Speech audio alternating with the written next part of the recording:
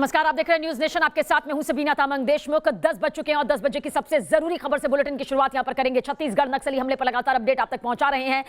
शहादत पाने वालों की तादाद जो है वो यहां पर 8 हुई है। आपको बता दें कि नक्सलियों के साथ मुठभेड़ में 8 जवान हमारे शहीद हो गए। मुठभेड़ के दौरान 30 जवान जख्मी भी हुए हैं। 21 जवानों के लापता होने की खबर है। प्रधानमंत्री नरेंद्र मोदी ने जवानों की शहादत पर दुख जताया, लेकिन इस बीच आपको बता दें कि शहीद हो चुके जवान 8 हो चुके हैं और साथ ही साथ जो लापता हैं जवान, उनकी तलाश यहां पर की जा रही है। नक्सलियों के साथ ये मुठभेड़ हुई जिसमें 8 जवान शहीद हो गए। ये 5 तस्वीर देखिए इस वक्त आपके सामने मौजूद है। जिन जवानों ने इसमें शहादत हासिल की उनकी तस्वीर आपके सामने मौजूद है। एक बार फिर से लाल आतंक का ये बेरहम चेहरा देखिए किस तरह से यहां पर सामने आया। नक्सली हमला हुआ जिसमें 30 जवान जख्मी हुए। सर्च ऑपरेशन बड़े स्तर पर अब भी जारी है। पीएम मोदी ने शोक जताया है, लेकिन एक बार फिर से छत्तीसगढ़ की जमीन लाल हो गई और लाल आतंक एक बार फिर से मुंह खोले सामने नजर आ रहा है। आदित्य नामदेव हमारे संवाददाता ज्यादा जानकारी के लिए। आदित्य, क्या कुछ जानकारी यहां पर मिल रही है? जैसा कि पहले आपने अपडेट दिया था और आपने बताया भी कि शहीद जवानों की जो ये तादाद है वो अभी और बढ़ेगी, जो कि हमारे लिए अपने आप में बेहद दर्दनाक है, पर क्या कुछ तस्वीर बनती हुई नजर आ रही है?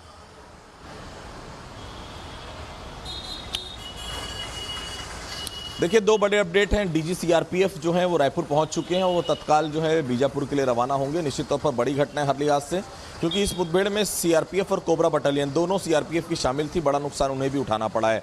अब तक जो जानकारियां आई हैं, 8 शहादत की पुष्टि अधिकारियों ने कर दी है, लेकिन हमारे पास जो जानकारी है ये 20 से 25 के बीच में लगभग 22 जवान इस हमले में शहीद हुए हैं। हालांकि अभी आधिकारिक पुष्टि होना बाकी है। जो ग्रामीणों के वहां से जो सूचनाएं आ रही है, जो पुलिस के आला अधिकारियों के जो सूत्र हैं वो बता रहे हैं, काफ़ी जवानों की डेड बॉडीज अभी भी जंगलों में पड़ी हुई है, जिन्हें रिकवर करके बासागुड़ा लाया जाएगा, फिर उसके बाद बीजापुर लाया जाएगा। तो घटना बड़ी है हर लिहाज से।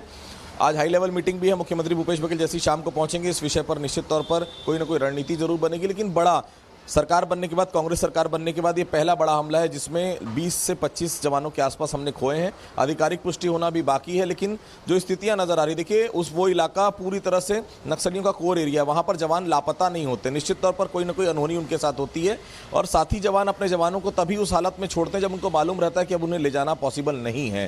तो बहुत दुखद है, बहुत हृदय विदारक क्षण है निश्चित तौर पर उन परिवारों के लिए। बिल्कुल आदित्य, इस बीच ये भी जानना चाहेंगे कि सर्च ऑपरेशन एक बड़े स्तर पर चलाया जा रहा है। जो जवान जख्मी हुए हैं उनकी हालत इस वक्त कैसी बनी हुई है? कितने नक्सली इसमें ढेर हुए हैं, ये भी आपसे जानना चाहेंगे पूरी डिटेल के साथ।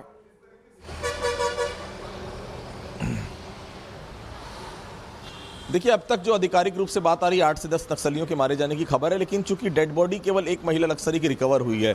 नक्सली कभी भी डेड बॉडीज नहीं छोड़ते हैं। जैसे ही कोई नक्सली मरता है वो तत्काल डेड बॉडीज जंगल में ले जाकर उसे या तो जला देते हैं या दफना देते हैं। तो डेड बॉडी तो केवल एक ही रिकवर हुई। हालांकि पुलिस का दावा है कि 8 से 10 नक्सली मारे गए हैं। और दूसरी महत्वपूर्ण चीज़ ये है कि एनकाउंटर जो है, अभी जो दोबारा जब फोर्सेज वहाँ पर पहुंची सर्च ऑपरेशन के लिए, यूएवी के साथ गई है, क्योंकि कहीं ना कहीं ऐसे समय में जब जवान दोबारा आते हैं अपने साथी जवानों को लेने के लिए, घायलों को लेने के लिए, तो ऐसे समय में नक्सली बड़े हमले को अंजाम देते हैं। इसलिए कहीं ना कहीं फिर से ट्रैप पे ना फंसे जवान, इसलिए यूएवी की मदद भी ली जा रही है और काफी संख्या में जवान वहां पर पहुंच गए घटनास्थल पर और वहां पर सर्च ऑपरेशन लगातार जारी। करीब 1.5 किलोमीटर के एरिया को लगातार सर्च किया जा रहा है।